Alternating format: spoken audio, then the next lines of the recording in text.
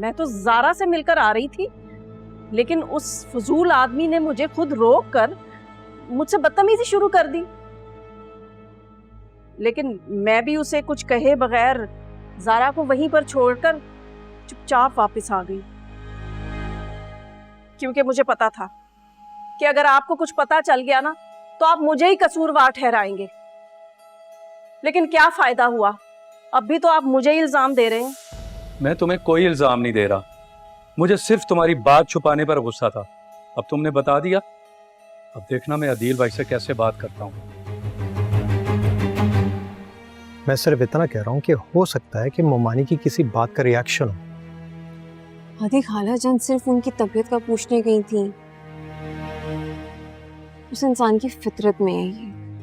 उनको खुशी होती है दूसरों को नुकसान पहुंचा के, वो नहीं बदल सकते। उनको किसी के खुलूस, किसी की मोहब्बत, किसी केयर की कोई परवाह नहीं है। गलती मेरी थी जो खाला जान की बात मान के मैं उनके घर चली गई। आइंदा उनकी शक्ल भी नहीं देखूंगी मैं। सच ज़ारा, बड़ा दर्द था रुसा आपी की आवाज में, इसीलिए मैं सर पकड़ कर बैठ गई।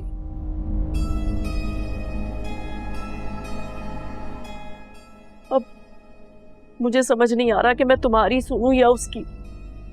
कैसे तुम्हें तुम्हारा हक दिलवाऊं, जबकि तुम तो मेरा साथ नहीं दे रही।